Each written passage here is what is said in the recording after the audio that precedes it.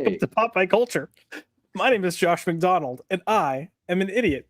Because unbeknownst to anyone that's watching right now, you would not know that Drew and I have been talking for the past 10 minutes as if we were live, and we were not live. So now that we are live, welcome to Pop by Culture. This is Floppy Drop. It's going to be a double week of Floppy Drop. As you can see, I'm your local idiot, Josh McDonald, and I'm here with my main man, Drewski. Drew, what is up, brother? Hi. Should we repeat the spiel like we talked about? I don't. It's. Yeah, I'm not going to repeat it. It's no. Weather shitty. It's cold. Yeah. All right, you've had snow. I'm just in 40-degree weather. I'm mainly pissed that I pulled a Max after giving shit to Max that I will never forget. That we were doing one of Max's shows once, and we were going for like 10-15 minutes, and then I was like, Max, are we live? And he's like, oh shit. And I was like, what a dumbass, like, how do you do this? And then hi. Yeah, so look, we're just gonna say we're still in a food coma. Last week was Thanksgiving. I hope everyone had a wonderful Thanksgiving. I did. I ate way too much. But yeah, now that I've had a good laugh, and I'm gonna try to refocus for the night. But yeah, last week we did not have any shows because of the holiday.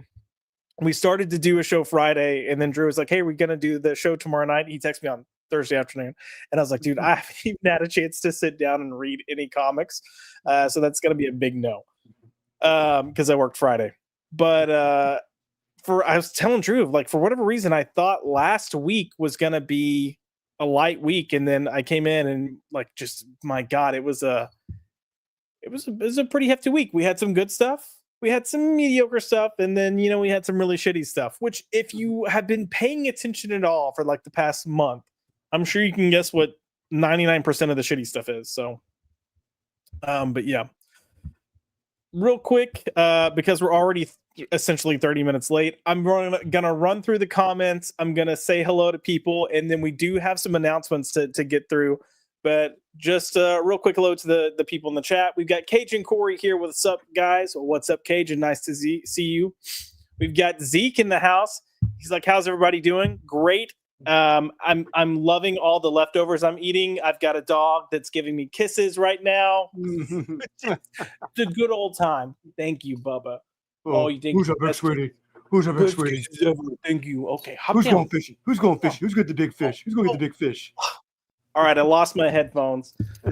But hello, Zeke. Nice to see you. As you can tell, I am living the good life. Happy to have this little nugget here with me. Cajun Corey coming in with, in other news, LSU got Lane Kiffin as a coach. Yeah, talk about one of the biggest jokes, of the week. It's just, I love the fact how it appears that someone from the state of Mississippi tried to run him off the road as he was heading over to the University of Louisiana. I hadn't heard that. That's wild. Oh yes, apparently, allegedly, someone tried to run Lane Kiffin off the road. Was following him, and it's like, hey, I can't blame the guy. That's fair. I mean, one thing I've learned with Nick Saban's staff, most of them. I'm not going to put Kurt Signetti in that bunch, but a lot of them have no loyalty whatsoever. They have no loyalty. You won't stick with the college for the long haul. You'll just go for the next big opportunity. That's all it is. And Lane Kiffin is just one of those examples. He's been a job humper, going from one job to the next, and the next. And he had something great with Ole Miss. Could have built something, but let's see how long he lasts at LSU. Yeah, it'll be interesting. We do have Granada O6Ds. I'm sure I butchered that, but becoming a YouTube member, thank you so much. I really appreciate that. We've got some fun stuff planned coming up, so welcome. We are happy to have you. And for the membership, we have, let's do Colossus.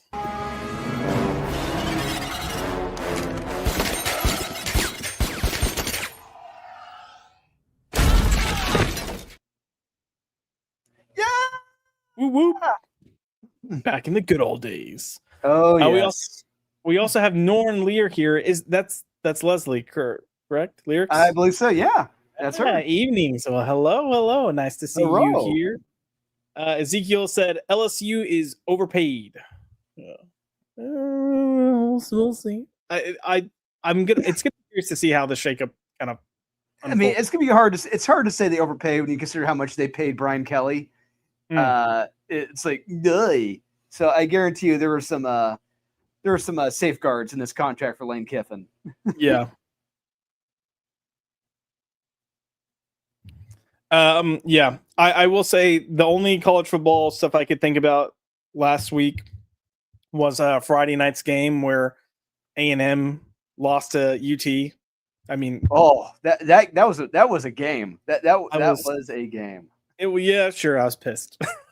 Well, I mean, it wasn't as great as the IU victory over Purdue, which was like 56-3, but it was still a good game. Yeah, I was like, we've got it this year. We've got it. We're undefeated. A&M's gonna like kick Texas's butt, and then no, like we just totally bitched out there. Yeah, that was like the upset of the week. I think. Yeah, it was wild. We have the day later saying thinking about pre-ordering the Red Coat Omnibus. Why are you thinking about it? Yeah, that's a given. Like, yeah, I wonder how many issues are in the omnibus. 11, 12, maybe. It's got to be the first 12. Yeah, do it. It's worth it. Totally worth it. And then Granada said, "Hello there. A hug from Brazil. I'm loving this. Hey, thank you. Well, awesome. We're loving that you're loving it, and we're just gonna do nerdy things and talking about comic books, but welcome. We're definitely happy to have you here. We do have Salty Traveling C in the house, and he put D's nuts in the house. What's up, Salty? Nice to see you. The day later, but missed. And yes. And Corey put, at least LSU will finally have a good offense every year now. I mean, Corey, well, we'll see before they hatch. Yeah.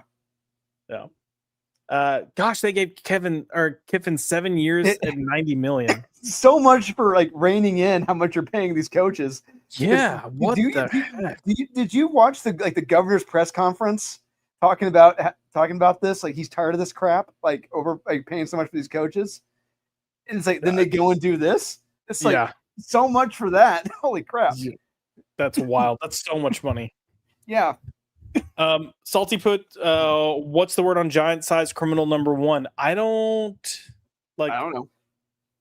Brewbreaker and Phillips criminal? Is that what we're talking about? That's what I'm assuming.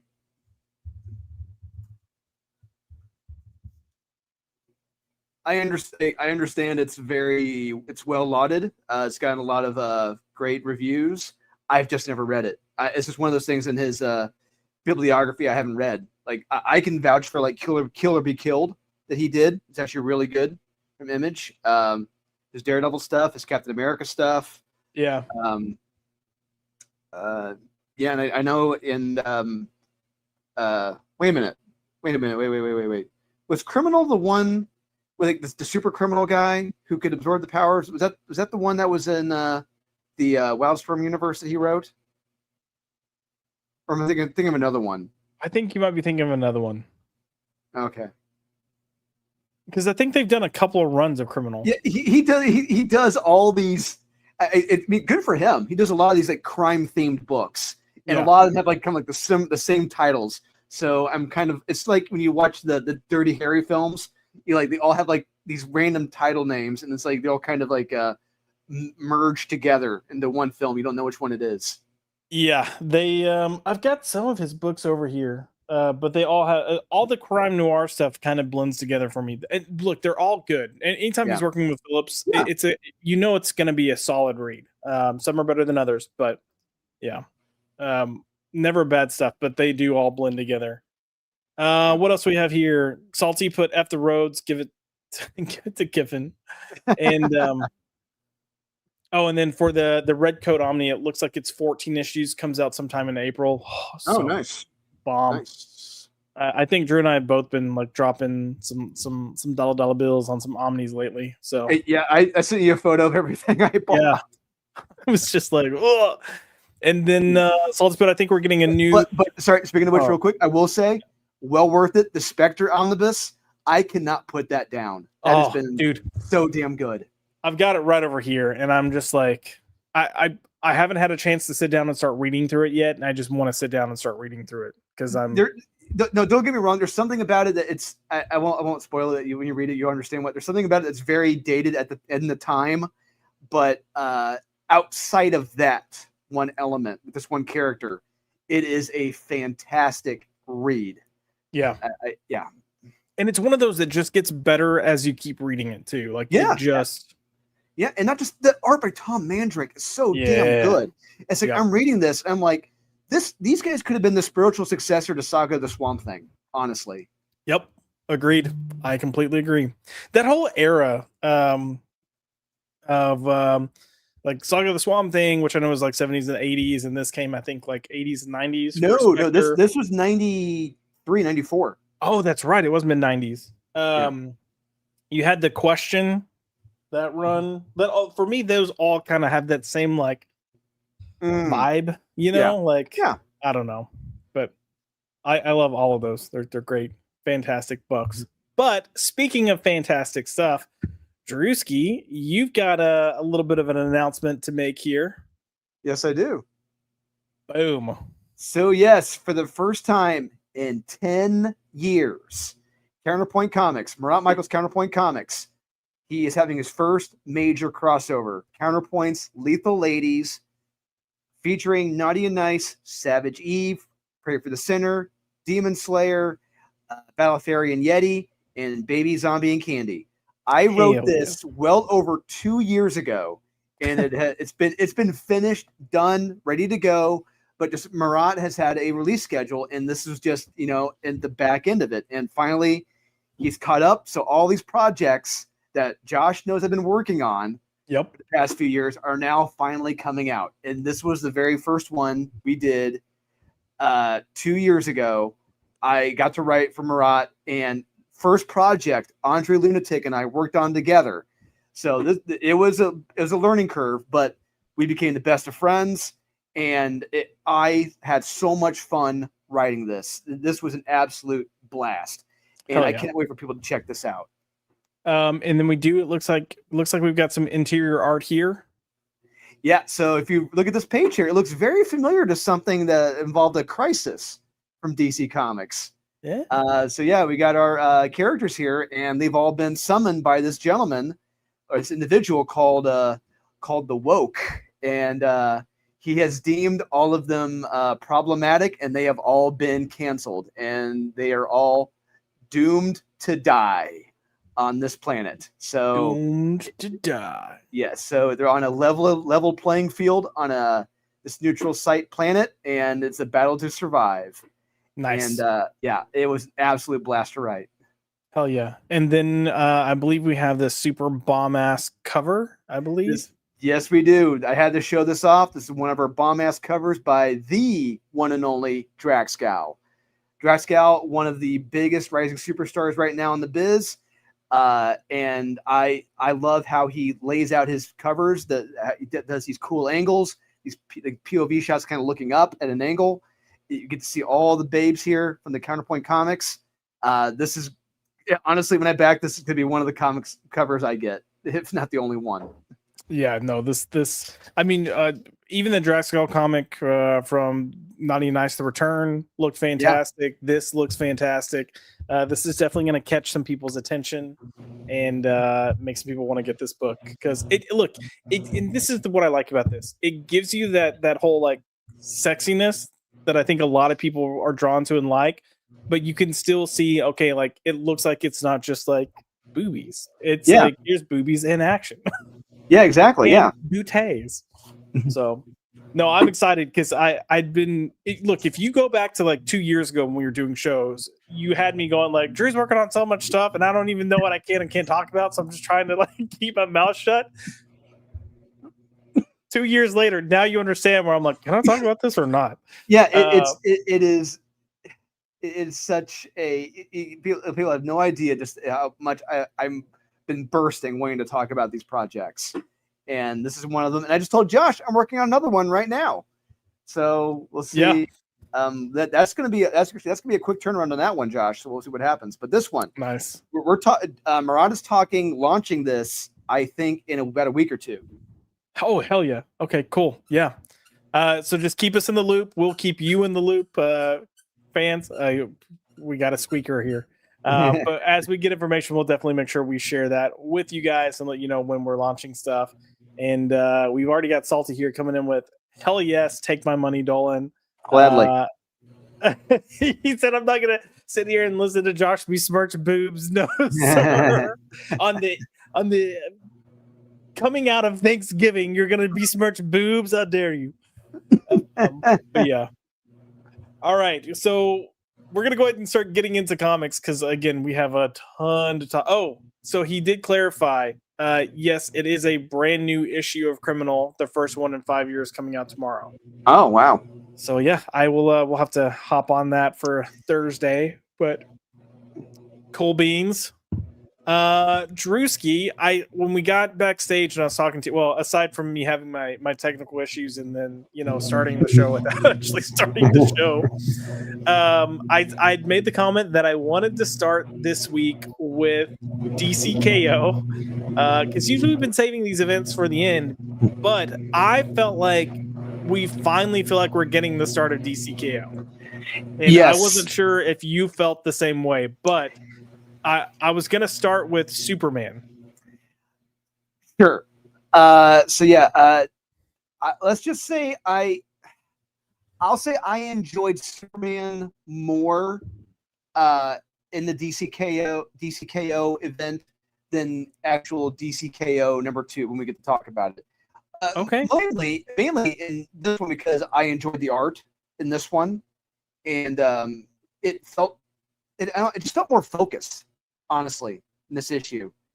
And granted, I'm not the biggest fan of Lois Lane having powers again. Hopefully, that's just a short time thing.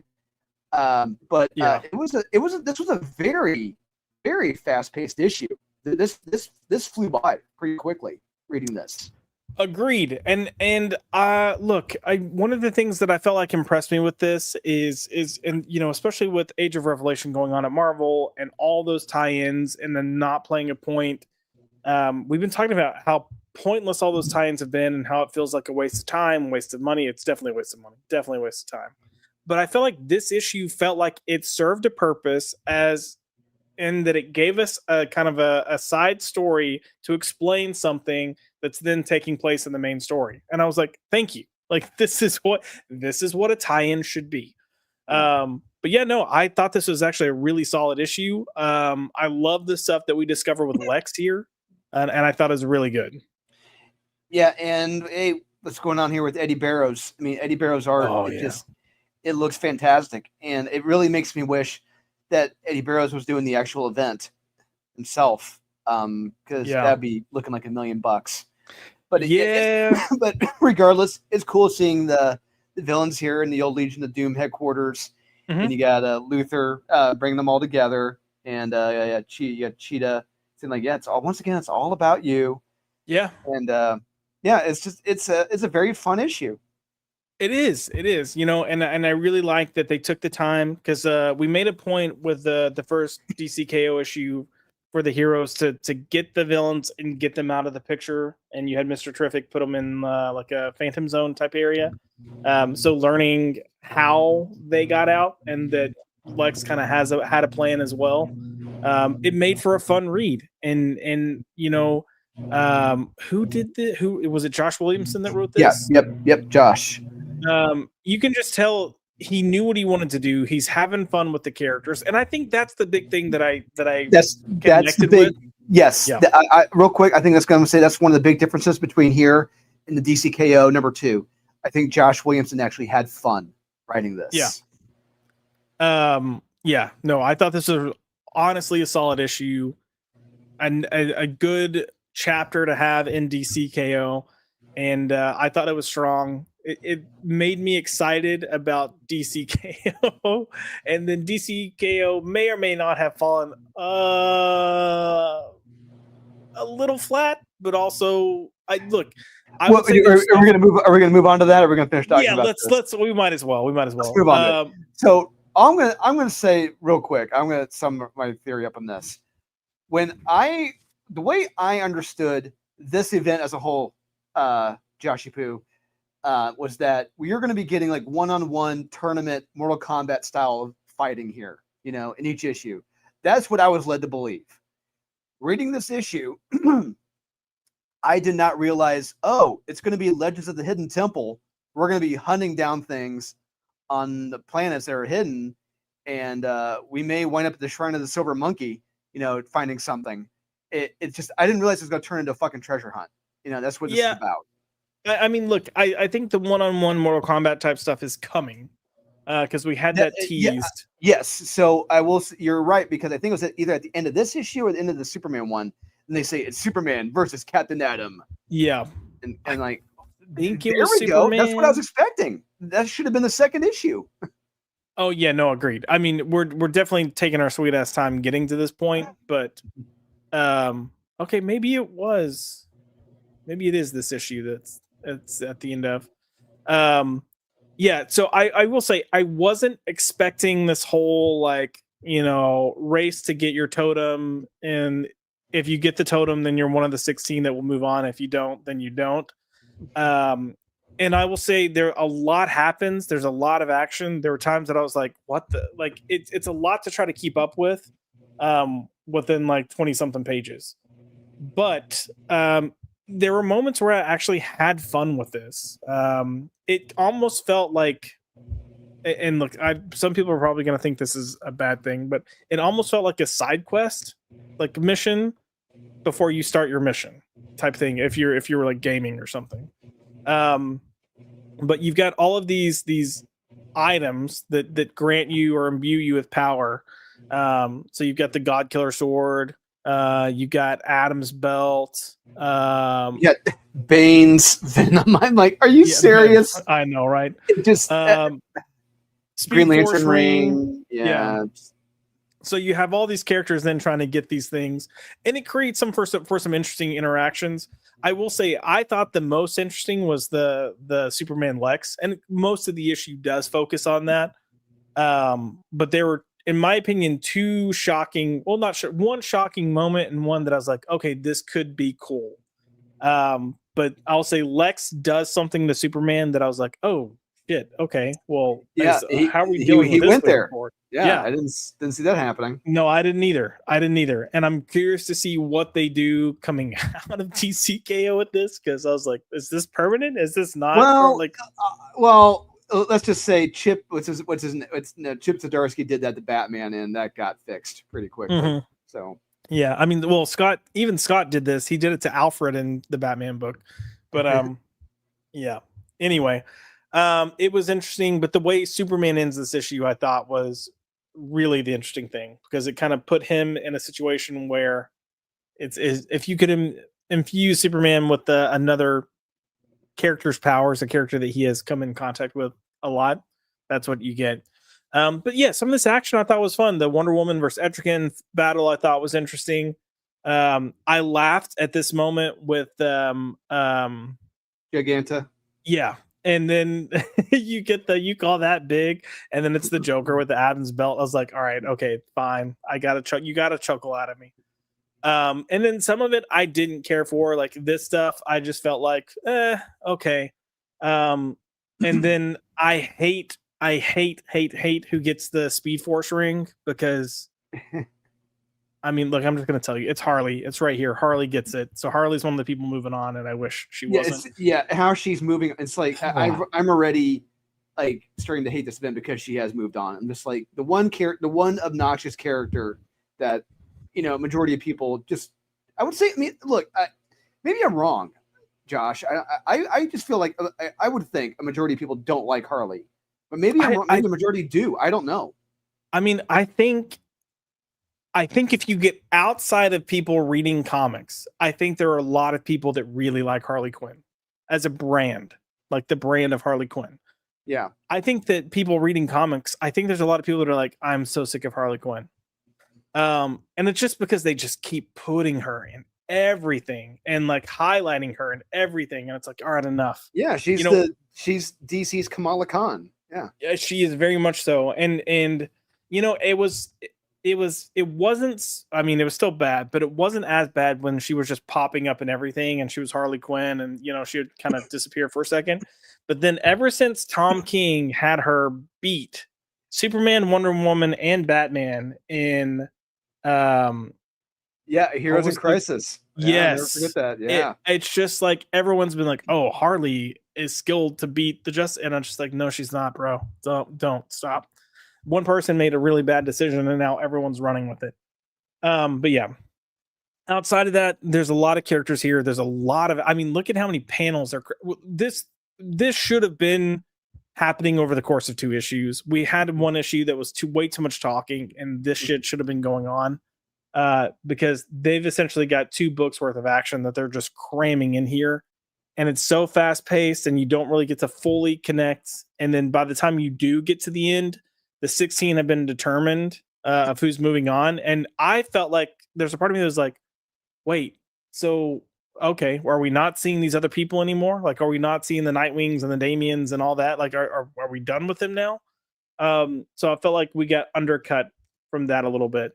But I'm gonna come to the end just so we can see the people that did move through, and you've got them here. So like Joker, Etrigan, Jay Garrick Flash, Superman, Hawkman, Lobo with Bane's Venom. Like, Yeah, okay.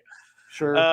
Zatanna, Guy Gardner, Aquaman, Jason, Todd, Red Hood, which I thought was also an interesting choice. Harley, Lex, which I'm kind of excited to see what they do with Lex, Wonder Woman, Captain Atom, Swamp Thing, and then Cyborg. So yeah, I mean, look, they cool. There could be some fun stuff there. But this was the first time I thought we had some fun things, and then we do revisit Booster and well, shoot, what are we calling this guy again? The not dark Time Trapper. Yeah, Time Trapper Keeper. Yeah. Not Doomsday, but not Doomsday. Yeah, Trapper Keeper. Time Trapper Keeper. We do get an interesting twist right here that I'm not going to reveal because read the book. But yeah, look, I thought this issue had ups and downs, but it was the first time that I felt like even in this title they had fun with it, and I appreciated that, because if you're gonna do something crazy like this, and I think this has been our problem with it, you're gonna do something crazy. We're doing this big tournament, and you're gonna have all these fights. Like, just come in, go crazy with balls to the wall action, have your tournament, and then move on.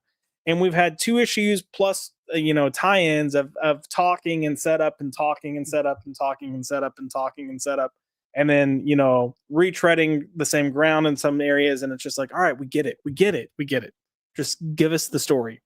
So this feels like it should have been the 0 issue leading into issue 1. Nope, I agree. I will say I did not read the Flash tie-in because screw that.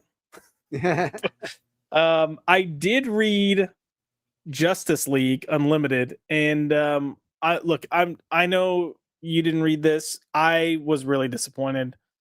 It's fine, but I feel like they've pulled a lot of fun, cool characters here, and it doesn't really fully feel like it's connected. In my opinion, it doesn't fully feel like it's connected. And it just kind of seems like it's here to be here. And I really feel like that line of dialogue that Mark Waid put into the previous issue really summarizes what he thinks about this event. It's nonsense. It doesn't make any sense, and that's what he's given. That's what he's putting in here. He's putting in gobbledygook. Oh, Josh, you're muted. That was my fault. That was not a damn it, Josh moment. That was me muting to get on the river and then not unmuting. Yeah, and like I said, there's some fun characters here that we're pulling from. You got Batman Beyond, you've got the 90s Aquaman with the harpoon hand, you've got Electric Blue Superman. So there's some cool stuff that you could be playing with here, just to be like, hey, these characters have their place in the history of comics. There's really not a reason to have them in things, but this is a reason because we have all this weird multiversal stuff going on. Here's a fun way to just bring them back temporarily, have a nice moment with them, and then move on. But yeah, it's just I wanted this to be more entertaining than it was, and it just sadly it wasn't. So, Superman tie-in, great. That's what tie-in should be. Marvel take a page out of DC's book there.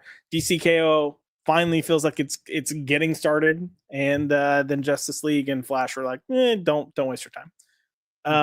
But real quick, let's go to the chat just to see what people are saying about KO, and if anyone is reading it.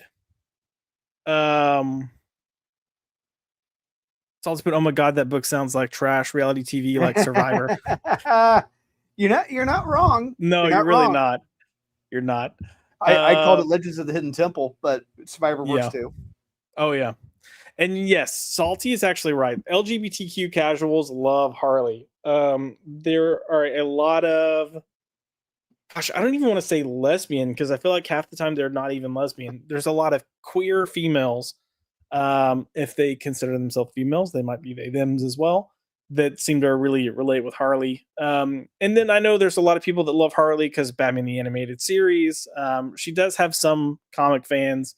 And then you have that animated show that was on HBO Max that certain people, which I think that's more for the people who have screws loose mentally. Yeah. Hey, I will say I watched a few episodes of season 1 and I thought it was actually funny, but it should no way, if you watch that, you should no way take away the fact of like, oh my gosh, I like Harley Quinn as a character, because none of the characters act like themselves.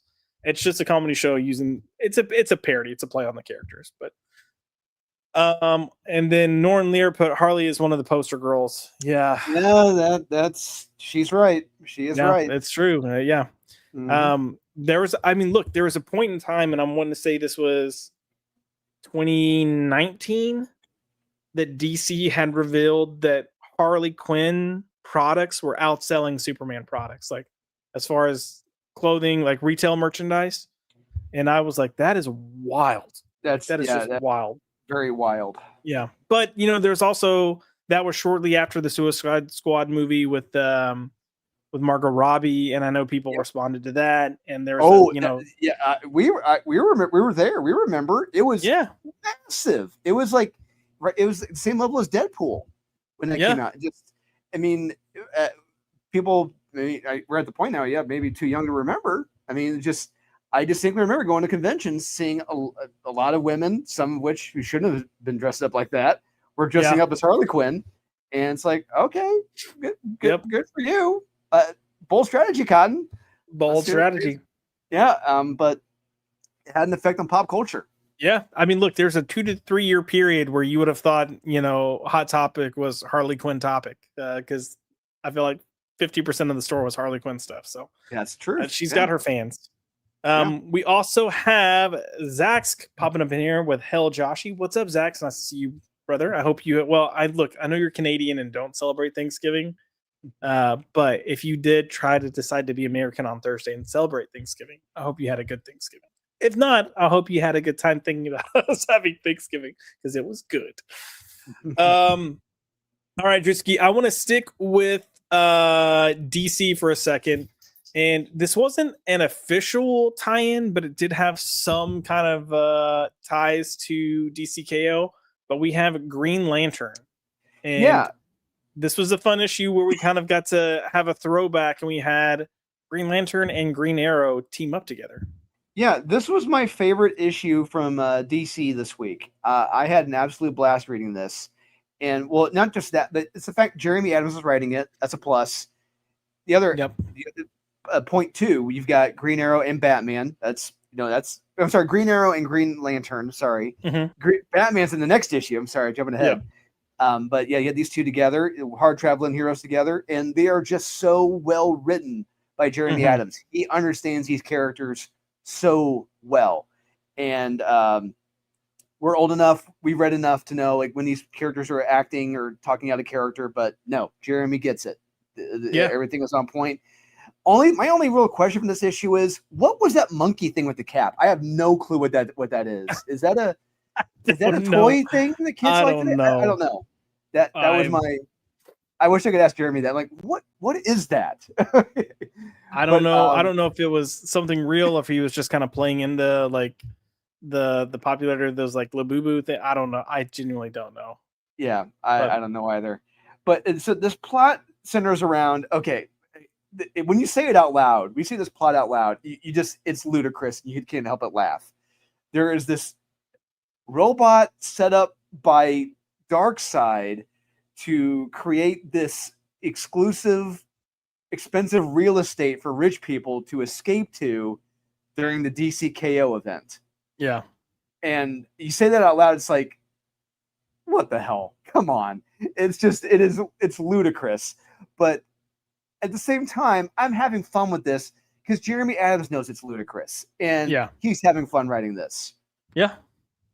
I mean, I'm having fun reading it. Yeah. And look, that's the thing.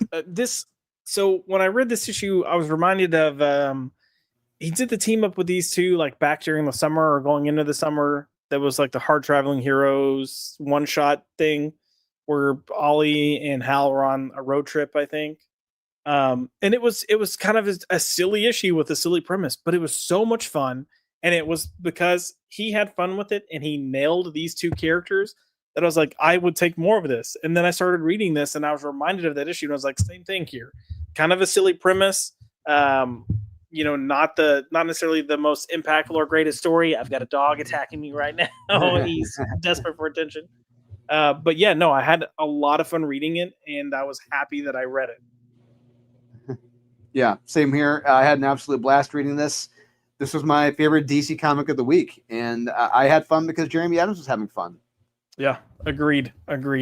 So I did think Zermanico did the art. It's beautiful. Yeah, it's a nice book. And I just really enjoyed. Hi, Bubba. I see you.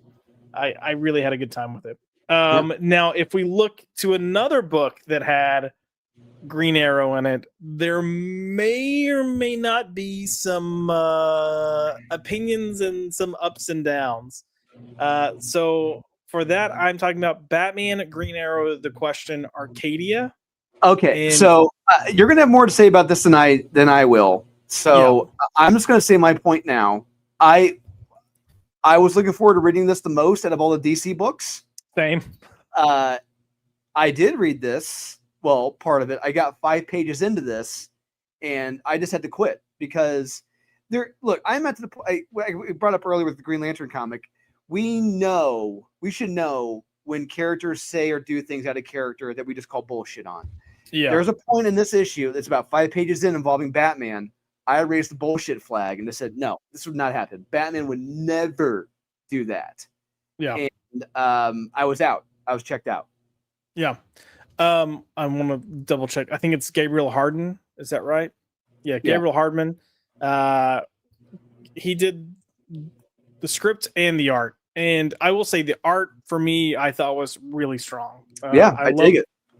I love the look of this book. I love that it's kind of got that throwback late 80s, early 90s kind of vibe to it. Yeah, it's got a Dennis. It's got the question. It's got reminds you of the question.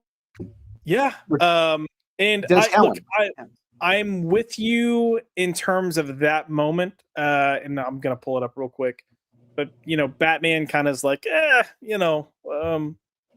but I went from being irritated with that moment to moving to actually enjoy what this book did for setup.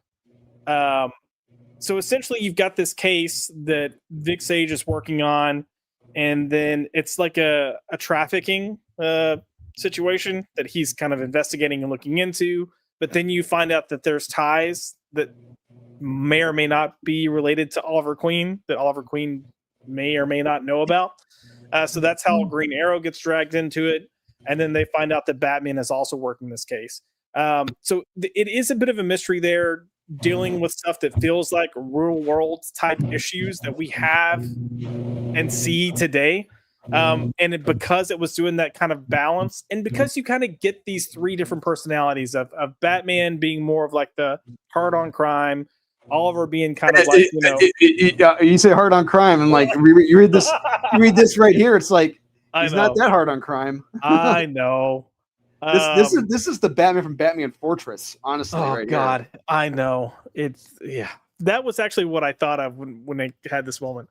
Same. But no, you ultimately get the 3 different personalities here. between these three men, between Batman, Green Arrow, and the Question, and how they just approach and handle things. And as it got going, I started enjoying this more. But I was questioning how much I was going to enjoy it. I'm looking forward to the next issues to see how it unfolds. But by the time I got to the end of this, I was on board. I was like, all right, I'm down to see where we go with this. And it seems like it's so sad that we have to say this, but it feels like it's actually a competent story, and I feel like it's rare that we get a lot of competent stories these days. So, I'll take your word on that. but yeah. So yeah, what I would say is when you're reading this, just keep in mind who the three characters are at their core. I will agree with you. Batman for me does feel off, but we'll see. Speaking of Batman sometimes being off and getting a different version of Batman, we got Absolute Batman this week, and we got the end of this Bane story arc. So, Drew, what were your thoughts with this issue? This is the culmination of everything Scott Snyder's been doing. This is just over the top absurdity and hilarity. I mean, this was a combination. I told this to Wes when we did our best of the week. This was a combination of the movie Akira and Cobra with Sylvester Stallone in tone. Whereas like you cannot take this seriously. There is nothing to take serious about. This is ludicrous. This is hilarious. This is over the top insanity. I mean, if you're reading this and you're not laughing, you're reading it wrong. Yeah. And another point I brought up with Wes is that, yes, Scott Snyder's writing this, but I don't believe Scott Snyder is wanting to tell a serious, deep, retrospective, insightful Batman comic anymore. He already did that. He's done. That ship has sailed. He is all about just constantly upping and upping and upping and upping himself in each issue and or volume. Like we got Bane is literally the size of a skyscraper in this, and Batman takes him down. And it's like if you're not laughing with what happens, you're reading it wrong. This is just insanity. Josh, I'll be right back. Go ahead. I will say that if you go back to even when this book launched, I kept saying like I don't know, this is just too out there for me. It's too absurd for me. But I understood why people were enjoying it. It just wasn't my cup of tea. I still feel that way, but I feel like I'm having the same kind of reaction to this that I had with All-Star Batman. All-Star Batman and Robin that Frank Miller did, where at first I was like, what the fuck is this? This is crazy. And then I started reading, I was like, look, if you just look at this for being crazy and you laugh at it, it's a lot of fun. I will share the sentiments there. I think All-Star Batman and Robin is as absurd in a different way than this is. This is almost like 80s over the top action schlock, but trying to have some like present day grit in terms of how we do action now. But I don't know. Like this book just is not for me. I do understand why people like it, but it's not my thing. You've got him attacking Bane. The more they attack Bane, the bigger he gets. They're like slicing his back open, and it just like regrows like this tumor almost that's there. His eyeball, like it's just all crazy over the top action. He may or may not have his arm cut off. As you like, this is perspective for how big Bane's getting. Like it just gets weird. Killer Croc comes into the picture. They start fighting. This is the ugly androgynous Harley Quinn that is probably the least annoying Harley Quinn we've seen in anything in a while.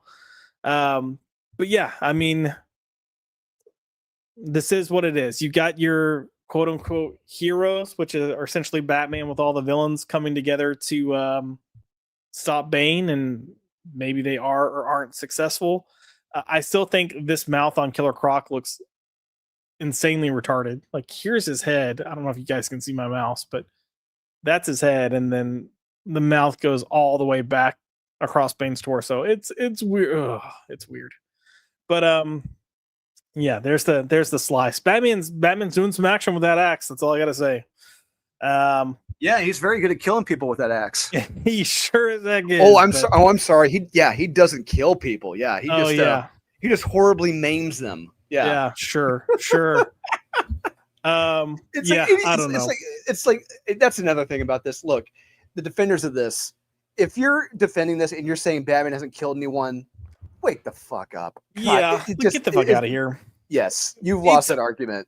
And look, also it's in the absolute universe, which is taken over by this dark matter. Like, so it's an Elseworld Batman that's kind of essentially in an evil world. Like, he's gonna kill. It's fine.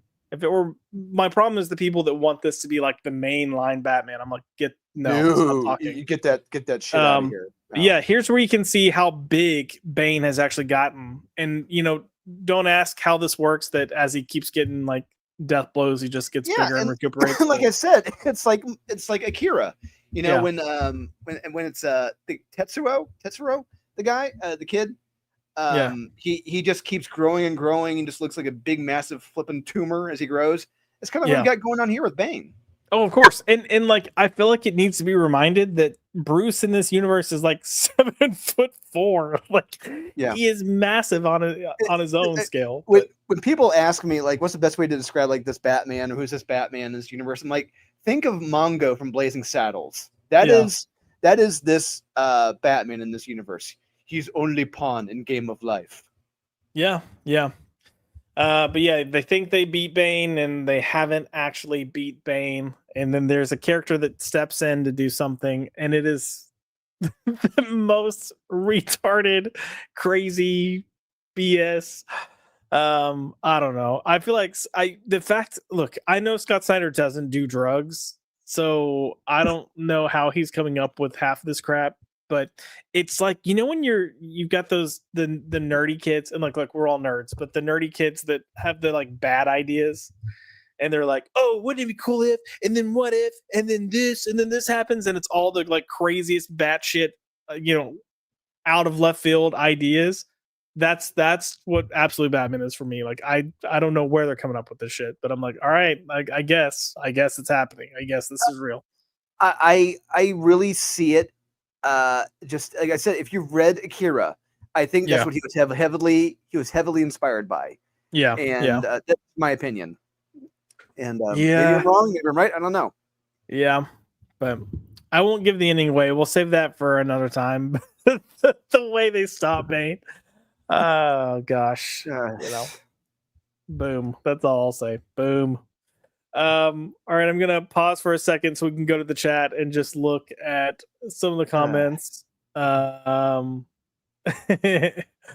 So Zach's saying they celebrate Thanksgiving in October. Do they have a Thanksgiving in October in Canada? In Canada, wow. Maybe it's all like a big platter of poutine and like fries. Poutine. Oh, okay. So I'm typing it. Look, I'm on Google and I typed in Canadian, and the first thing that comes up is Canadian Thanksgiving. It is. They do have a. It's actually. It was the next one's October 12th, 2026. Wild. Interesting. I wonder why their Thanksgiving is different than ours. It's a big serving of Tim Hortons coffee and then eating a bunch of poutine. That's what it is. The second Monday in October, statutory holiday that celebrates the bounty of the harvest and things people are thankful for. Wild. Look, I'm just gonna say they were trying to copy the Americans because they needed something cool, and this is what they decided to do. Zach, let me know if I'm right or wrong. So. Salty did not like Batman Arcade. He said it's an eco-commie BS plot. Fair. And then he called this Harley and Absolute Batman the SSRI, they, them, Harley. That's honestly, that is the most accurate depiction. What's funny about that? When I was at New York Comic Con, I was, I'm not going to say their names. I won't say them. I was with a bunch of retailers, and I know the Final Order cutoff is coming up for these issues. Absolute Batman with the Harley on the cover, and they're all just like, "What the fuck are we supposed to do with this? How the fuck can we make this sexy? You can't not make this sexy." No. And I had pitched an idea to kind of make it look creepy, and you're like, "Well, that could work," but maybe it's just like DC Scott. They did retailers no favors. Yeah, no. Well, the design does no favors, and then you hadn't had her pop up in any plot yet, so it was just like, that's your Harley Quinn. So that was Yeah. the reaction when the internet saw her. It's probably the worst Harley Quinn design I think I've ever seen. Um, Yeah. you know, so take that for what it is. And then Salty's clarifying that the type of kid I was describing is a dork and not a nerd. So Ah. I will say, you know what, sir, I think you are correct. Well, it's better than a dweeb or a spaz, so that's good. Better than a dweeb or a spaz. Okay, Drewski, let's talk about some indie comics real quick. I do want to start with a book that maybe isn't your favorite, but I want to start with Escape. Did you read this issue? I did not. It was one of the few that came out. Like I'm just like, I feel like I already. I feel like I already know what's going on. I already got it. I get what they're doing. It's Yeah. just, yeah. Yeah, look, I will say I've been enjoying Escape. I definitely like Escape more than you. But I really enjoyed this issue. At first we got these opening scenes and I thought it was fine, but I was like, are we kind of stalling? Like, what are we doing here? And then it moves to him waking up. So the last time we saw him, he was escaping the enemy soldiers, and he was in like this bakery, and he ended up getting caught uh by a civilian, and then passed out because he had gunshot wounds and stab wounds and stuff. So here he wakes up and he's in this house and he can tell that someone's been taking care of him, and this person has their kid looking over him. But it leads in, and we always talk about talking heads in comics, right? And Yeah. like, oh, there's so much talking, there's so much talking. This has a lot of talking, but I really love the conversations that were going on, because it's two different people from two opposing sides that are both good people. And you could easily look at it and say, you're the bad guy or you're the bad guy based on the perspective. But it's just two human beings that are caught up in a war, and they start talking about what war does to people. But it um, didn't feel gay.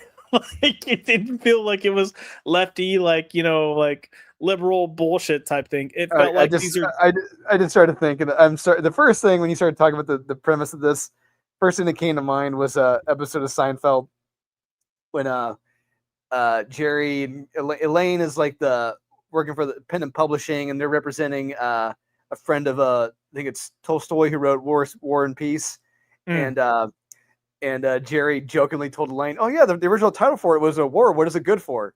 And Elaine told it to the guy. He's like, "What the hell are you talking about? No, that's not true. No one said yeah. that." And Jerry's like, "I was joking with you."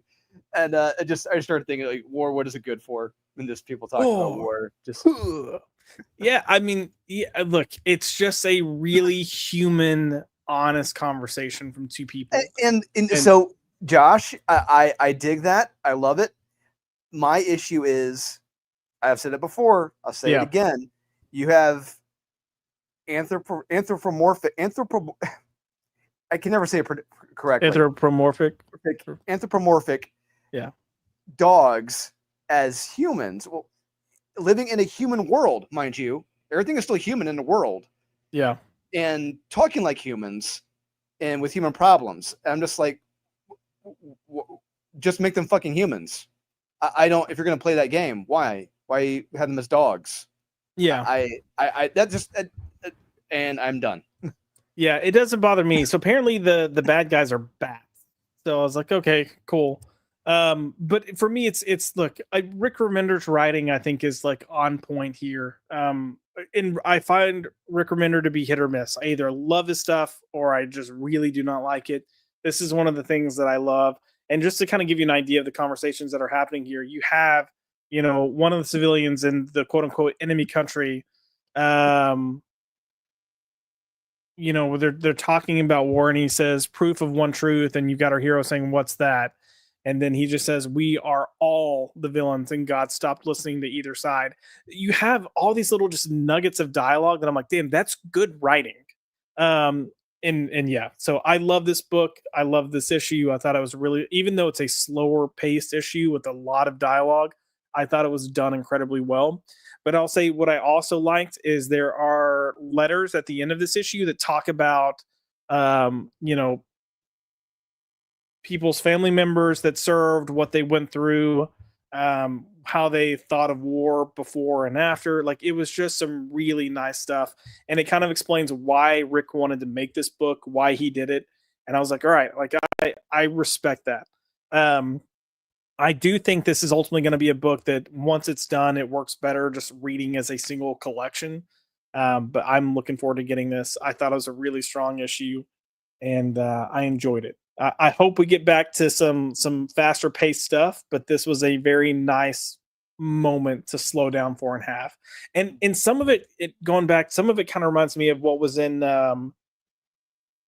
Planet Death, but I thought it was the same themes that were represented there that are in here. I thought worked way better here than they did in that book. So this for me was a total win.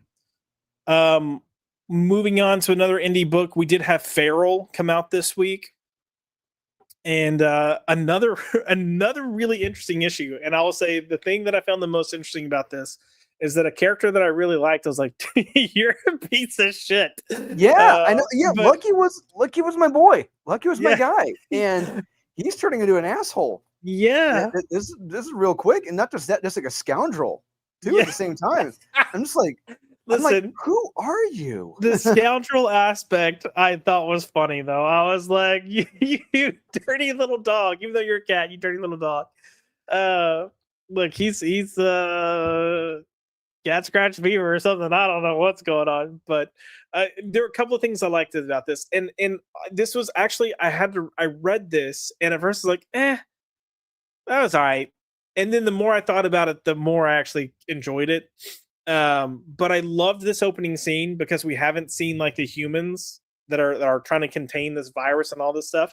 We haven't actually seen them in a while, so this was a nice reminder, and it feels very purposeful of like, hey, don't forget these people are out here trying to round up all these animals to potentially kill them. So that was a nice reminder to have that there to be like, oh shit, I forgot about that element. But yeah, this is where we get into what's going on in Pet City or whatever this place is called.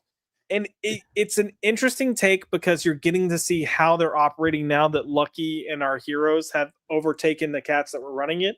But it kind of starts bringing this question into play of like, kind of like, you know, when you have leadership, it's easy to judge what they're doing and how they do it and be like, oh, you're terrible people because you did A, B, and C. And then you take over and then you kind of learn the hard way. Well, maybe there was a reason they were doing these things. Doesn't necessarily mean it was right, but there was a reason. And the fact about power, just power corrupts. And it does corrupt. But a lot of interesting stuff here without it necessarily being action packed. This was funny. I thought that was funny. They're trying to open the cans. They can't get them open. You don't have thumbs. No, I did laugh at this where they're trying to get the wet cat food open. But it's because they're running out of dry cat food. And if you've been reading this book, you know what they were doing, or what was revealed in the previous arc that the cats were doing in this pet store to survive. So yeah, a lot of things kind of come in here. I feel like there's a lot of setup to help kind of move the story in a certain direction. So as always, I had a lot of fun with this. I'm going to praise Trish because Trish just continues to kill it with this freaking art, man. Like having this Disney type style animal art with the emoting that she can do with these animals in this grotesque horror type field is just incredible. Yeah, just how she's able to give them all just that humanity. Yeah, and it's not easy to do with animals, and she does it very well. And she does it incredibly well. It's been not just with Feral, but she did it very well with Stray Dogs that came out. Indeed. But yeah, this is a interesting issue. Lucky, your opinions might change, and I still love Mush though. Like, you know, what can I say? Mush the dog. I had to do a double take. I'm like, wait a minute, is this the same Lucky? I just what's going on here? I know. Like, I was like, wait, is this one of the cats that had been there that's just trying to, you know, regain? But nope, it's our Lucky. So, if you're not reading Feral, go read Feral. It's been consistent now for 18 issues. It's been a banger of a book. We got our friend Cannoli to pick it up and read it. He was very happy that he picked it up and caught up. So I don't think we can sing the praises of this enough. Moving to another indie book, we have Skinbreaker, and I look, I don't dislike the book, but I'm not loving the book, and I'm still trying to figure out, what's the point. So I consider it's like reading like if Apocalypto were a comic, I think this is what yeah, this would be. actually, that's actually a good perspective.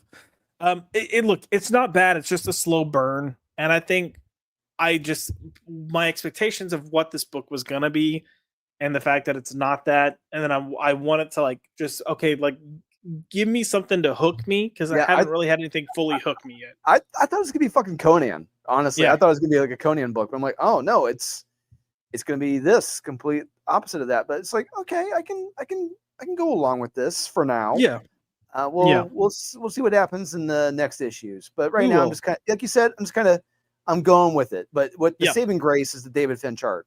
Oh my gosh. Yeah, it's fantastic art. It looks beautiful. Um, and then the fact that they let him take his time to do this and tell the story definitely helps. And that's another reason that I'm like, okay, I'm of the opinion that this is just a slow burn and it's really gonna start coming in. Um, and it's one of those things like if you give me a novel, I'm fine with something taking its time.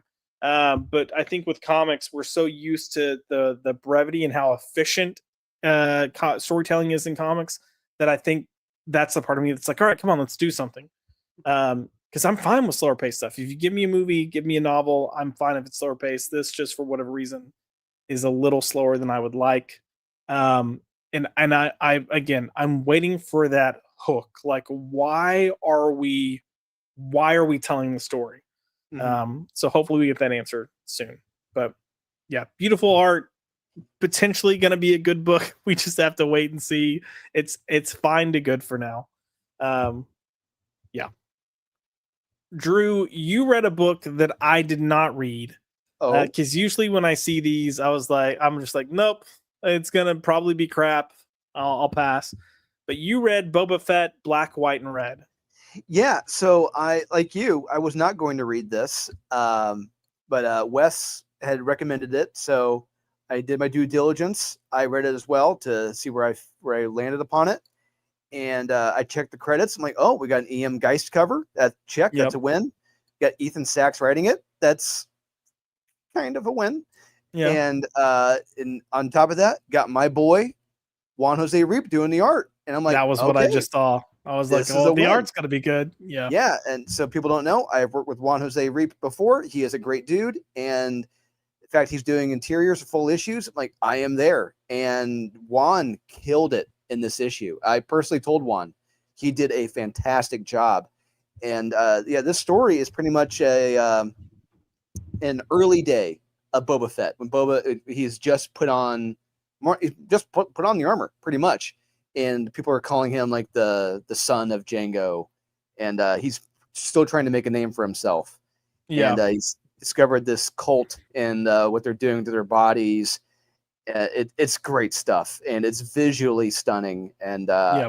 I had fun. I mean, this was the first Star Wars comic I had recommended in I think 3 years, and which is saying a lot because most of them just sucked. And yeah, this was a strong recommend for me. Like I had so much fun reading this, and I mean, if Star Nice. Wars comics were like this, I'd be reading them on a regular basis. Yeah. Juan Jose Reap's art looks freaking fantastic here. And look, I would say that anytime you have like these black and white, well, black and white's pretty simple, but anytime you start doing these red, white, and black or red, white, and blue, Gimmick, yeah, these yeah, gimmick it is a books. gimmick, but it can make the art a challenge, and he's making this work. Like, because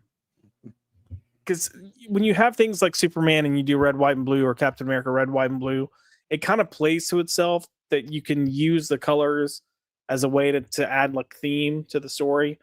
But here he's actually having to use those red hues to just help create the backgrounds and stuff because of the type of settings you're in.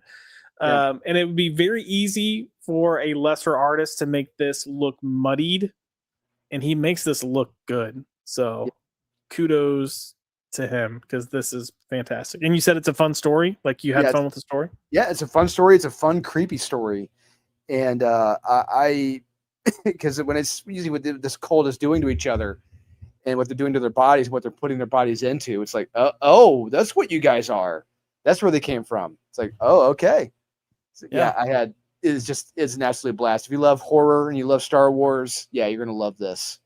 Hey, maybe Disney should read this and take a note, because I think that if the Boba Fett series is based more around this, it would have been a winner. Yeah.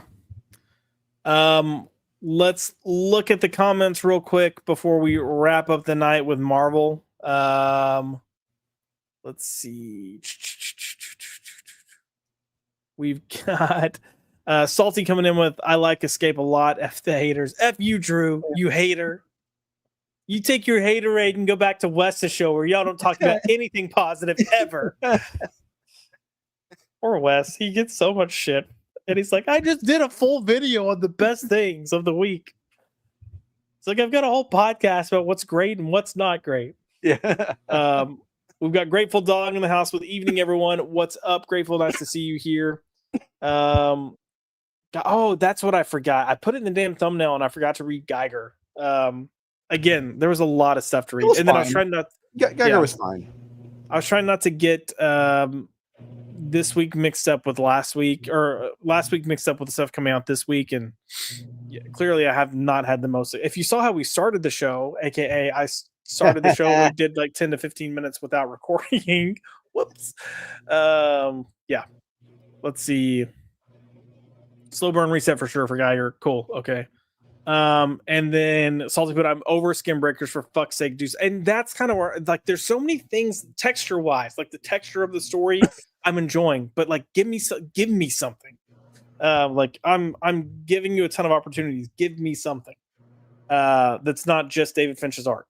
But Grateful Dog thought it was going to be more like Slain, but it's not. And then Salty put, I wanted back She's Fire and Ice, and I get Avatar on oh man, Sleepy Joe. Yep, telling the story for Finch's art. Yeah. And then Salty said he's going to give it 1 to 2 more issues because the skunk cost fell. Oh yeah, the sun cost. Yeah, I'm probably going to give it another issue or so. If I'm not on board, I'll probably wait till it gets collected. Or at least wait to see if people feel like it's worth it or picks up by the end. If people start saying it picks up, I might pick it back up. But I'm just kind of like, it's one of the things that I don't look forward to reading. I'll put it that way. Yeah. And then Grateful Dog put, Lucky for Drew, issue 4 of Bubba will be written by Alyssa Wong. God. Oh, wow. I'm out. So yeah, yep. One and done. That's all it took. One issue. Man, nothing gold can stay. No, that sucks so bad. Yeah, Robert Frost said it best. Nothing gold can stay. And so true here. I'm gonna assume that every issue of that series so far has been different writers and different artists for each issue. Yeah, that's what it sounds like. I mean, you know what? Hey, I'll take that over the like. Here's an issue with a bunch of like 5-page stories with different writers and artists, but if you get a bad writer and a bad artist, that issue is just gonna suck. So, wild. All right, let's get ready to go the Marvel route. And we had a really banger of a debut come out this week, and that was the Infernal Hulk. Which, I mean, I'm saying debut, but it's kind of a continuation of the story that Philip. Well, it's not kind of. It is a continuation of the story Philip Kennedy Johnson's been doing. I had not been reading that run, and I know you started praising it towards the end there. But this issue comes out, and if you've read the run, will it help? Absolutely. If you didn't read the run, can you still pick this up and like just pick up and try to run with the story? I feel like yes, you're gonna have questions, but I thought this was a really like fun read. Yeah, this was fun. This was horrific. Yeah, this is the Hulk story that I have been wanting for years now, and it felt good, and it felt like it returned to form of what Hulk should have been, and we're getting it here. Nick Klein. So we did a lot of praising for David Finch, but honestly, my money goes to Nick Klein. this week. Nick Klein killed it in this comic, and it. I couldn't be happier with how this issue turned out. Yeah. Um, So for just like I guess to give an idea of the concept of the story, there's been kind of like a separation between Hulk and Banner. And there's like kind of like this, would you say demonic presence? Is that how you would? yeah, I mean, the one below, or the Yeah. this demonic female. Yeah, just and she's I believe she's more or less taken over the vessel of the Infernal Hulk. And Banner is no longer part of the Hulk. And it's so you have this evil monster now that is loose, and this evil monster is now building an army, and we see what it's doing to these people, and it is horrific. It is terrifying what he's doing. And you know, Josh, I was reading this, and I'm like, you know what? This is your fucking event right here. This is your Marvel. This is your event. You know, you have this one below that's taking over the Hulk and turning whole towns, innocent people, women, men, children, into its zombies, undead zombies. That's your event right there. Yeah. But you know what? Hey, they got to promote Ryan North and his stupid ideas. You know, let's keep this alone. Let's keep this alone, make it special in his own little pocket. I did want to highlight these few pages here because, well, even up here when you got the soldiers, they're kind of like as far as for Hulk goes, they're like, yeah, he's like a good guy, right? He's one of the Avengers. Like the A team's going to come to help out with us, right? And then it doesn't happen. Nope. But you have Hulk drop in, and then he comes up here, and you got the soldiers being like, we were authorized to, and he goes, there is no Banner here because people were calling his name Banner, right? Yeah, because Banner and Hulk, they're synonymous.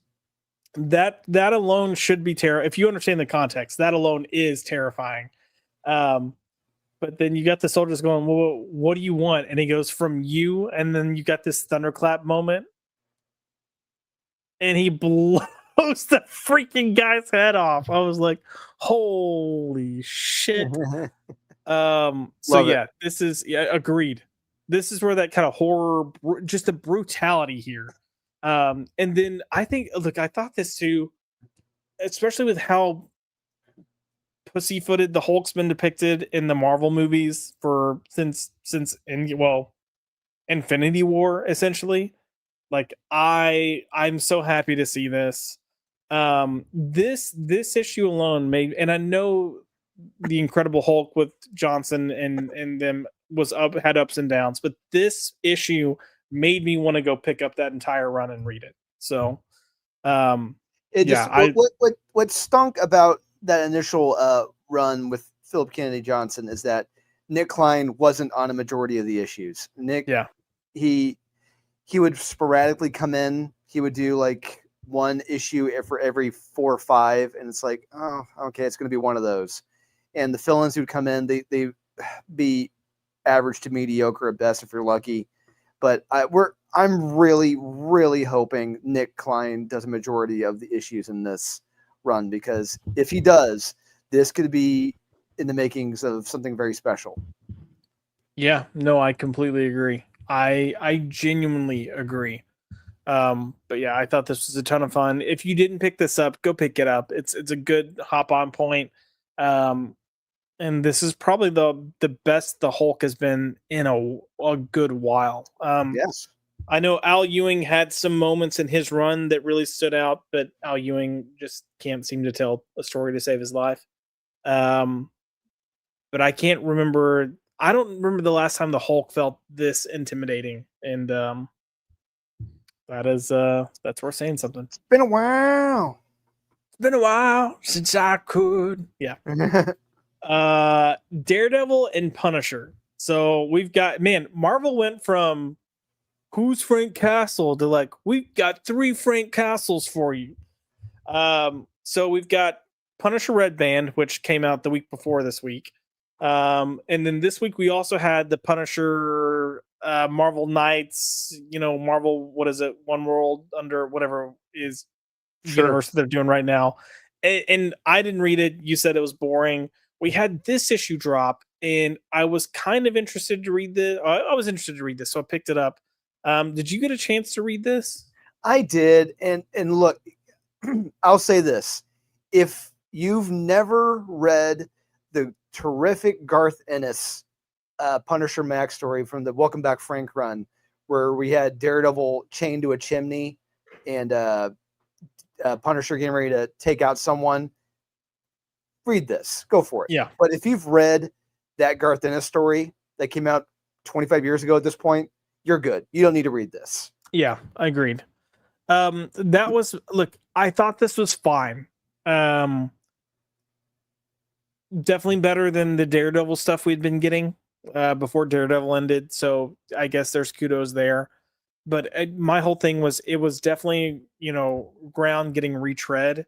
And in the run you're talking about, it's almost like Jimmy Palmiotti tried to write this, but from Daredevil's perspective instead. Yeah, and what's funny, I just realized that Jimmy did the inks on that. Yeah. Yeah. Jimmy did the inks on that run. Yeah. It's like what you're treading old ground, but Garth isn't writing it. Yeah. And then I like Jimmy a lot. I think he's a pretty upstanding guy. Like, I enjoy him. I love what he does for comics, and I love his love for comics. And this is not bad by any means. It's a good read. But if you've read those things, or even if you watch Daredevil season 2, it just feels like copy and paste. And that's the unfortunate thing here. And like, if I get to that point, you're gonna see. I mean, I did like this conversation. I thought it was a fun little conversation. That's fine. But when we get to that point on the Jimmy, I'm like, wait a minute. Yeah. Are we seriously doing this again? We are doing this again because you get it, and you're gonna see, like, all right, rooftop fight scene in the rain, cool. And then, yep, he wakes up, he's chained up, he's got the gun taped to his hand. There's one bullet, and it's kill me if you don't want me to kill the bad guy. And I'm like, oh man.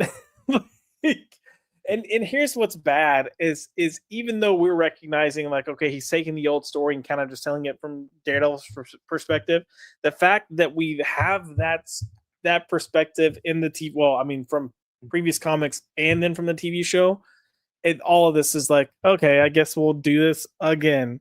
And that's the negativity here. Like, if you don't have that, you're gonna be like, yeah, this is a really good read. If you have those experiences, you're gonna do what we did and go, okay, I guess, sure. So it is what it like I said, it is. We've said what we need to say about this. Right. Yeah. We are going to do what we've been doing and unfortunately go through Age of Revelation. The wet fart that is Age of Revelation. Yep. So we had 4 tie-in issues that have essentially no ties to Age of Revelation at all popping up here. And we'll start with Cloak and Dagger because this was the one that I think for issue 1, we were both like, hey, this was actually not awful. And I feel like whatever good graces it had, it lost in this issue. It was gone. It just, it's so fast. I'm reading this. I'm just like, I'm going through this. I'm like, this is fucking boring. It's just, man. Yeah, just family life drama bullshit. I'm like, but wasn't there an apocalypse or something going on here? Weren't there people dying? Yep. Weren't there supposed to be people dying? Wasn't there supposed to be like an urgency going on here? Yep. Oh no, we're just playing Johnny Fuck. Okay, Johnny Fuck. You got Strucker's kid. It just look. We've talked about this before. How with these tie-ins in particular, it was almost like their approach of, okay, if we're telling this mainline story and this happened in the entire world, then what are all these other characters doing? And I feel like these tie-ins should have just been maybe an oversized one-shot because they're taking things that would have essentially been a one-issue story that still probably wasn't even needed. And then they're trying to expand that out into 3 issues. Not just that, John. They're expanding it in a shitty way. It's like if you're going to expand it, at least make some interesting fight scenes. At least make them cool. Agreed. You've got. Then it's like, oh, cool. This is very awesome. I got me coming back, maybe. Yep. But they don't even do that here. Nope. So we keep getting these one shots that don't feel like they're part of the same world. Half the time feels like, is there this age-ending event taking place or not? It's just so uneven. But yeah, it looks like someone had an idea for 20 pages to tell a story, and then that got pushed to 3 issues, aka 60 pages, and they're like, "We'll find ways to fill it in." So you get all these random characters brought in and this random like drama, but none of it's gonna matter. So you're just like, okay, cool. And the bad thing was what made this book interesting conceptually from the first issue in terms of Cloak and Dagger and how their powers work now. They didn't really do much with that in this issue. They kind of just were like, okay, we're gonna sidestep that and go into this crazy, not even crazy, just boring personal stories. So but they did fuse, which was I don't know. It's weird. This whole run, this event's stupid as all get out. Like you said, this is what happens when you have creatives who aren't on the same page. Oh God. And then speaking of stupid as all get out, we're gonna go over to Expatriate X-Men. So we've got e-viewing coming in with all these characters that nobody gives a fuck about. Nobody. No one gives a flying fuck, a baker's fuck about any of these when you're looking at the list of characters and you're going, oh, thank God, Miss Marvel. Oh, thank God, Bronze, and stunning and brave character Bronze is in this. Stunning and brave. Yeah, I think this was the book that in issue 1 Mystique popped up for like a panel, a page. Yeah, like at the very end or near the end. Yeah, and then I don't think she shows up again here, but you do have Colossus here, who's here for a few pages, and then serves absolutely no point. Because I was going through this and I was like, oh God. I was like, why am I doing this? And I saw this and I was like, who the fuck is that? And then I got here and I was like, oh, it's Colossus. And just because I'm such a fan of Colossus, I naively got excited. And I don't know why I got excited, but I got excited. And I should have known. Age of Revolution plus e-viewing plus these gay ass characters.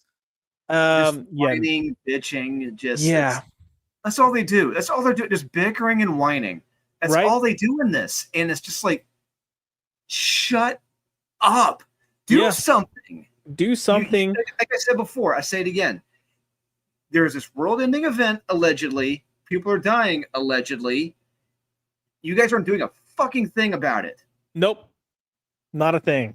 Not just the big baddie, Revelation, is there with them at some point in this issue. And you're not even taking him out? You're not even going to take him down? Yeah. What the fuck is this? Again, this is where it feels like it's just not even, it feels like a completely different world or universe than what the event is. So yeah, when Revelation shows up in this and like nothing actually happens, I was like, God, that looks stupid. Jesus. Yeah. Let me give him my strong hand, man. My strong hand. Yeah, I hated this. I hate so much of this, but I especially hated this.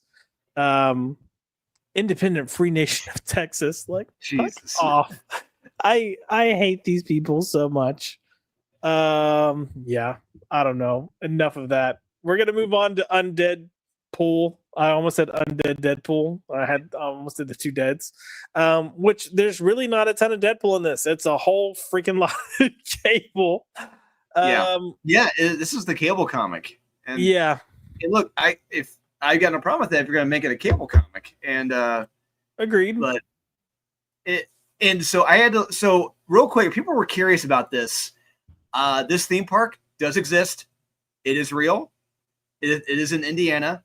It is not that name, however. This is Holiday World. So in Santa Claus, Indiana, I believe this is where this is at.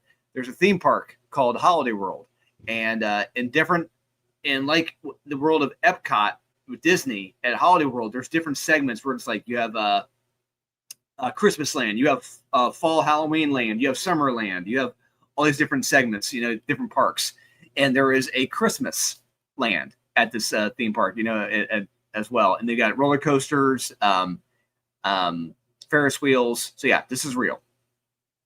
Yeah, nice. And really, you would only know that if you're from the area. And yes, Tim Seeley, he is from Northern Indiana, so he knows about this. There you go. Yeah, I look, this is what it is. I didn't hate this as much as I hated the No, other it just two, it just but turned into gobbledygook, and it's just like yes. let's like I said it before. I'll say it again. There's supposed to be a world-ending event. There's supposed to be these big baddies. We got this virus killing anyone and everything. People are dying left and right, but it doesn't. There's no urgency. None whatsoever at all. And I do like oh god, why can't I think of this character's name? Warlock. What yeah, that's kind of taking over Cable. I do like All yeah. right, self doing right. Yeah, I like that conceptually. Just I wish they would have just taken some of these elements and actually put them in the mainline story. It's just things that were happening in the mainline story as plot threads. Because it would have worked so much better without having to devote an entire limited series to it. But yeah, I would say this was the lesser of the evils, but in no way is that a recommend or a ploy for you to go buy this or check it out.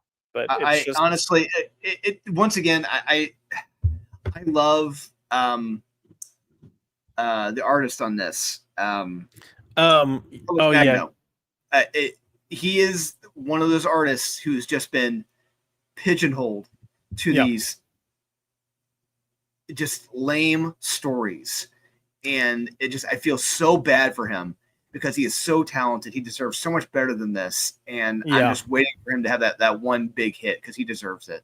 And maybe that's what I'm responding to that makes it feel like it's more quality. Is just the art is a higher quality art. Like you get back, like I mean, look at how much work is in that panel alone with the backgrounds and the detail, and instead of just the color splash that's in the background, which you're gonna see, a lot of in this this next book, because we have to look at Captain America's successor, and if we're in America and Captain is down, there's only one person that could ever be the new Captain, and it's what's her name again from New Mutants?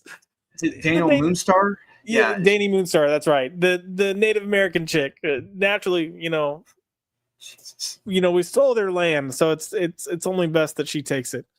You want to talk about the one book with the lamest characters that pretty much almost feel like they have nothing to do with this event. Is this one? Yeah, and there should be. I mean, just hell, even in looking at Hawkeye and Vision alone, you should probably find a way to tell a decent story. The whole Water Widow thing, I think, is the stupidest, most retarded thing ever. I hate it.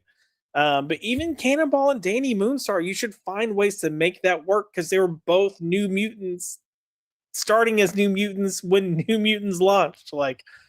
But none of this works for me at all whatsoever. Who's writing this one again? Jason Liu. I don't know who that is.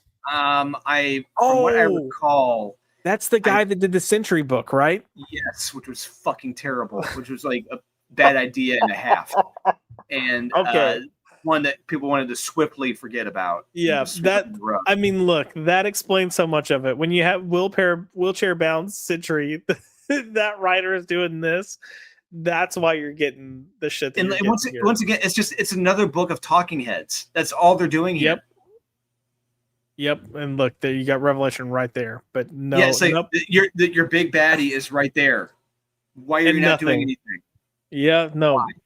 We're gonna stand around, bro, and we're gonna stand around some more, and we're gonna walk away, and we're gonna walk away too, and then I guess Shang-Chi's gonna use his zombie magic punch, but zombie metal power thing, sure. Yeah, but I will say, like, looking at this, just from the art from the Undeadpool issue to this, like, if you can't tell the difference just in the body language, how the things are the panels are framed, it's just a world of difference. Because this looks like amateur hour, and the other one feels like a legitimate comic book. But yeah, Age of Revelation, man. Will it go down as the worst X event of all time? Do you think? Of all time, I'm going to say, because that's tough.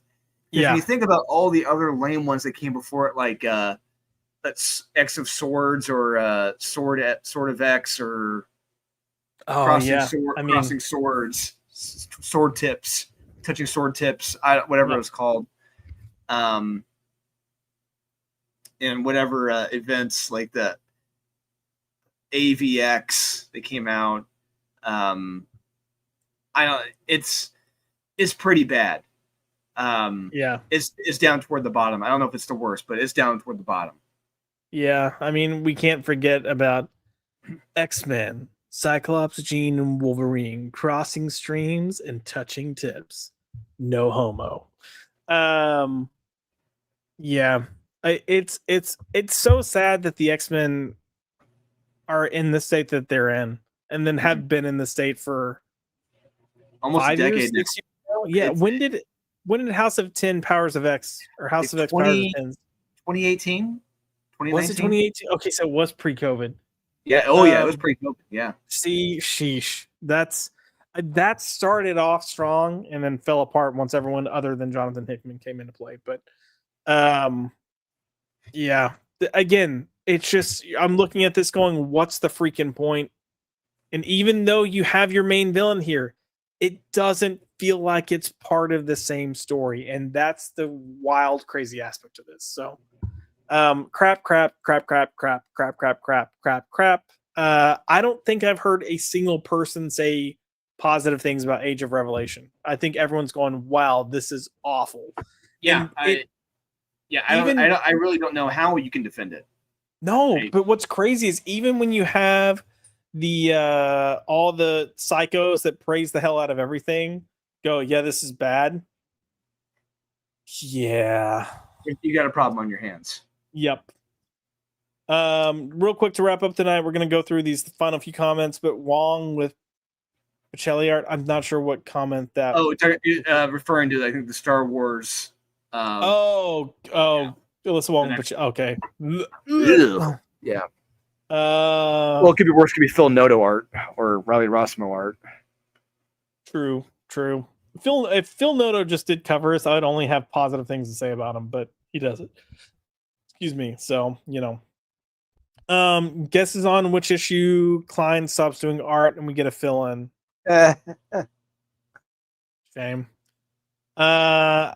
Salty but I got Infernal Hulk 2 and liked it. Shutters, God forgive me, I gave Marvel money. Look, I hate that I'm giving Marvel or DC money at times, but I do like Philip Kennedy Johnson. I don't mind supporting him. Let's see, Subnerd. We got Kaiser Jose in the house with Subnerds. Infernal Hulk was so dope. Agreed. And then Kaiser put, what book says Rocket Joshy spoiled so far? Everything. I've spoiled everything. No, we've tried to do a good job of not spoiling things. The only thing I really spoiled were who the 16 tournament entry people were for DCKO, I think. And then, yeah, you lost me at e-viewing. I think we lose most people with e-viewing.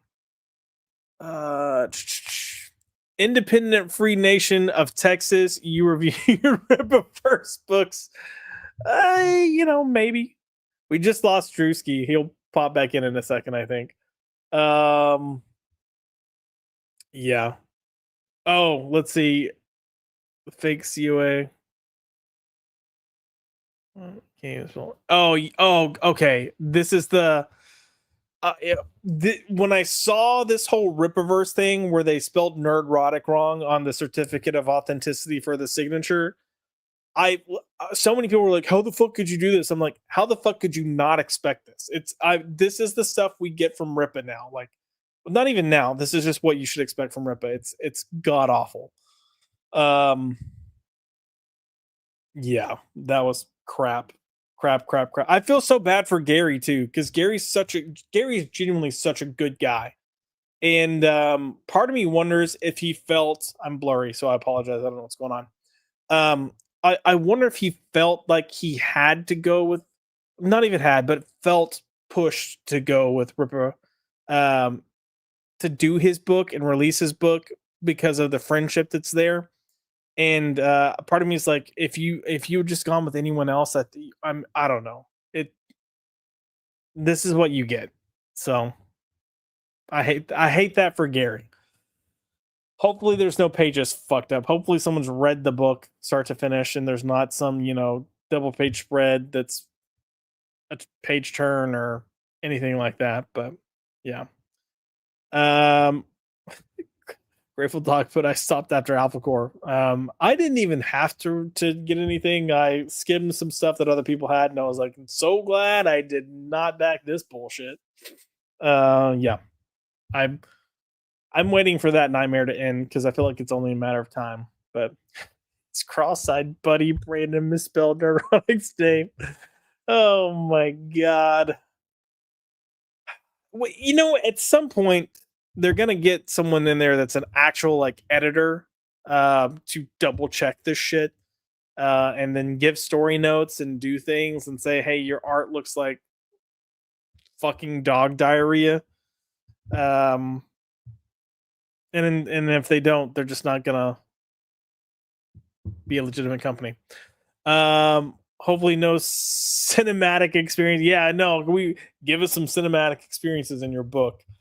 And then Kaiser, we talked about this earlier, but new criminal dropping tomorrow. We got Rudy in the house saying dropping in to show some love and smash a thumbs up. Hope everyone is doing well. And then Salty put all things are possible with the Satanic Sisters editing. Oh geez. And Grateful put I have no polls for tomorrow. I genuinely have no idea what's even releasing tomorrow. That's how out of it I've been. Just with life and stuff. So I'm hoping to get back to normal now that everything's back to normal. Now that the dog's well and home and settled. Now that I have my kitchen back and actually have kitchen countertops to use. Now that Thanksgiving is over with and I'm not prepping and cooking for that, I feel like I can just take a minute to breathe. This is the first weekend I'm going to have off in over 6 weeks. So I'm excited for that as well. So hopefully I can readjust my life and not be such a spaz. But it looks like Drewski's just having internet issues, so we're gonna go ahead and wrap up the night. If you want to follow Drew, I do have his social posted in the description, so go give him a follow. I need to start adding his Instagram as well, because he's always posting his comic stuff there. And as we mentioned at the beginning of the show, there is a campaign that will be launching soon, and as that comes out and details arise, I will make sure we are sharing that here on the show to help promote him and his work. If you want to give us a follow, you can follow me or follow the channel at ByPopped on X. If you want to follow me directly, it's at Joshua L. McDonald on X. And then I'm also on Instagram at JoshWorks. I guess it's not an at, but JoshWorks903. And then I post a lot of pictures of my dog. But I also post some stuff about some of the scripts that I'm working on. So I think going back to like 2016, I came up with this idea for identities, shared it with one of my friends it's a guy that I've worked with in Hollywood. And I was like, hey, I've got this great idea for a story. And he's like, yeah, keep working on it. It's not fully baked. And I was like, what the fuck, man? Come on, it's great. And now that we're almost 10 years later, I'm very much in the mindset of he was incredibly right. And this is why he makes, shows that do well. But I have essentially 6 seasons mapped out, and I'm really excited about where the story's going, and it looks like he's picked up interest again. So you'll probably see me posting stuff about that as well. Anyways, I had a ton of fun with you guys in the chat. I missed you guys last week. I'm excited to keep moving forward. We're going to have this week's floppy drop for this week's releases on Thursday. And then next week, we're going to double up again that we'll have top 5 comics of November on Tuesday. Wait, Tuesday the 12th next week. I'll have to double check. If it's the 12th, I have a work event. I'll look at the schedule and I'll post when we're doing what. I'll get ahead on those putting the pre-stream teasers out there. But yes, we have shows coming up, and then before we end the year, or as we end the year, we'll have our top comics of the year. So Drewski and I will go over those and share what our favorite books of the year were. And it's going to be an interesting year because there's been some really good stuff. and there's been some okay stuff, and then there's been stuff that started great, moved okay, or started okay, and then became great. So I just don't know if anything has been like as amazing and easy to pinpoint for a top 3 like there has been in previous years. So anyways, thank you again for tuning in. I really appreciate it. You guys have a good night. Please, when this is over, go comment and call me a retard or an idiot, or you can call me Maxfield Von Priestley for, doing 10 to 15 minutes of a show without even going live. So good times. All right. Talk to y'all soon. Bye.